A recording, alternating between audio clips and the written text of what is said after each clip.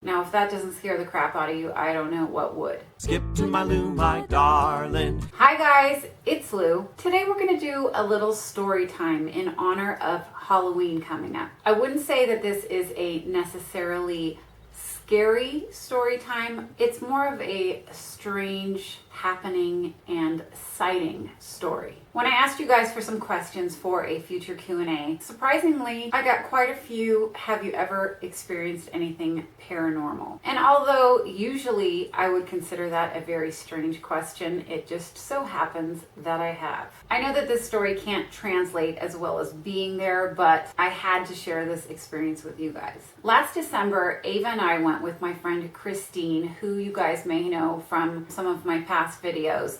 We went to the Stanley Hotel in Estes Park, which is a little bit over an hour outside of Denver, Colorado. Some of you may know a little bit about the Stanley Hotel, but I will just tell you quickly. It is the hotel where Stephen King stayed, and he was inspired to write his famous novel, The Shining. The Shining turned out to be a horror movie that some of you may have seen, and it is dubbed as one of the scariest movies out there.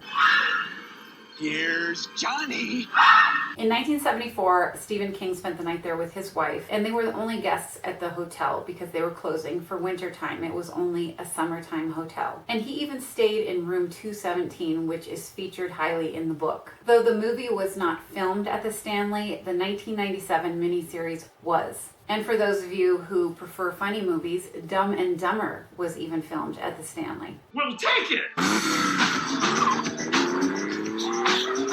Now, Christine used to work at the Stanley, so she knew all about the goings-on of everything about the hotel and everything that the ghost tours involved. So I felt like I was in good hands. I was never scared when I was there. Now, over the years, every single room in the Stanley Hotel has experienced something strange, from clothes being mysteriously unpacked to items moving on their own and lights turning themselves on and off. The fourth floor of the hotel is especially known for being filled with children's laughter. It's been said that people have heard children giggling and running down the halls. Now, if that doesn't scare the crap out of you, I don't know what would. The staff at the Stanley Hotel are quick to point out that there's never been anything evil or sinister about these ghost experiences. There is one famous picture of a sighting of a ghost at the top of the stairs in the lobby of the Stanley Hotel. Maybe it was those scary twins in the movie.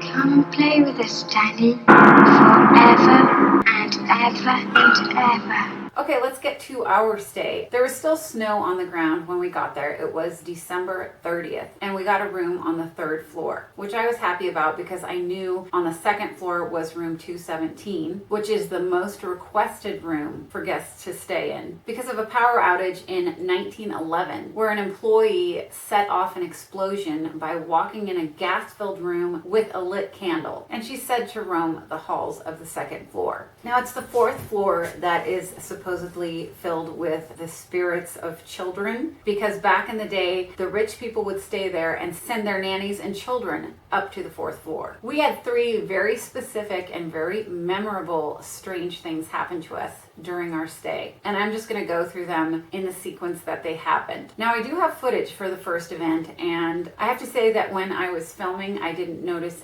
anything strange at all, but it was when I looked back on the footage that we saw some paranormal activity. We had a nice dinner and walked around the Stanley quite a bit, and I believe it was just before midnight that we were in the lobby admiring all of the Christmas decorations that were still up. Hey, look, there we are, complete nerds. And here's where the footage comes in. In her pajamas, Ava started dancing around this round table that was in the foyer and lobby of the hotel. Now, she's a nut, as you can see, and I was just filming and we were laughing about how silly she was being. But when we watched the footage back, I noticed that there were lights that were bouncing around Ava and sort of following her. And at first I thought it was just a reflection of my camera, but these lights were moving on their own and bouncing around Ava everywhere she went. When I showed Christine the lights in this video, she said, "Oh yeah, those are orbs." And of course I said, "What the hell is an orb?"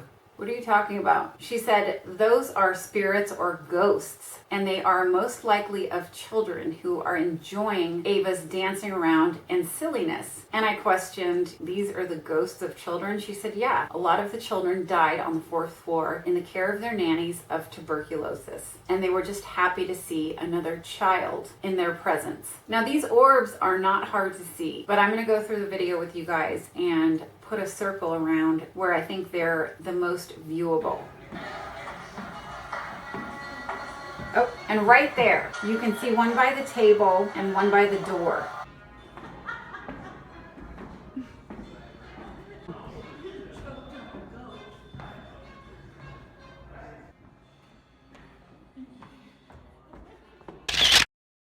Yeah, that's my kid.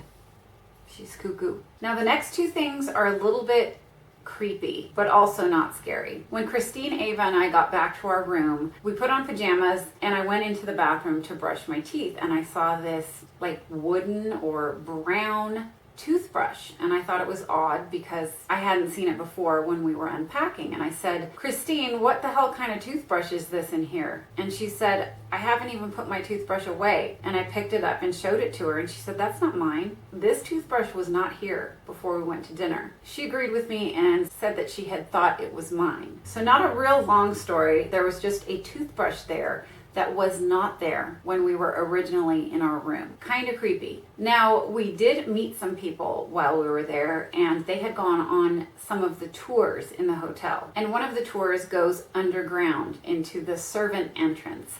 And they showed us a couple of pictures that at the time I was amazed by. They had pointed out these images of very defined shadows and lights that looked like faces or skulls. I have to say, looking at them while I wasn't there at the Stanley was less impressive to me. I have to look really hard in order to see anything out of the ordinary. But I'm going to put a circle around this one picture. What I think I'm supposed to see is a face turned toward his right, with a little bit of a body image below that. But of course, I looked at the picture and I was able to scope out faces in the rocks. I mean, I guess you could see anything if you really try. So here's the last thing. We woke up in the morning, we had breakfast, we got ready to go. We went up into our room to get the last of our things, and I called my husband to let him know that Ava and I were on our way home. And this is the strangest thing and the creepiest that I experienced the entire time. Right before we were about to hang up, my husband said, oh my God, something's wrong with Abby. Abby is my dog. I love her more than you can imagine. So of course I quickly said,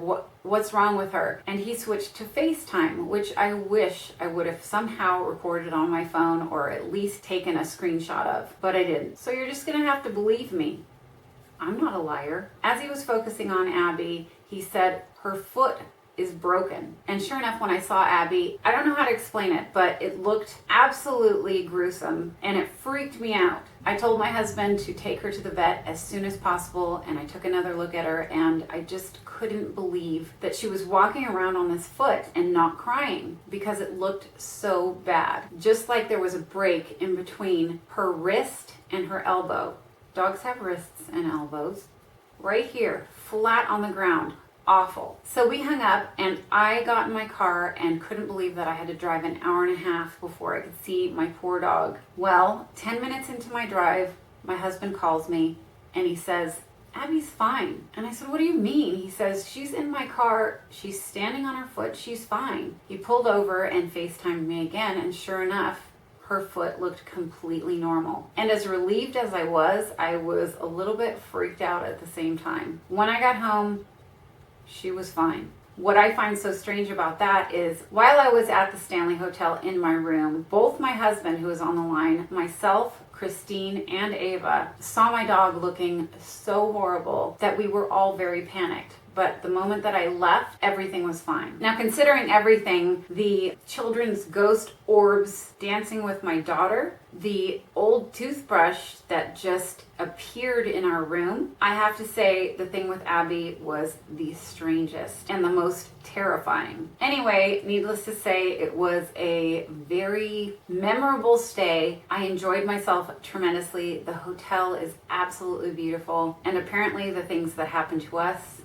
not so strange. So that is the end of my story time on staying at the Stanley Hotel, where The Shining was born. I hope you guys enjoyed this video. I hope you learned something. I learned some creepy stuff. If you did enjoy the video, please give it a thumbs up. And if you aren't already subscribed but would like to be, please hit that button down below and you'll see me very soon with more videos.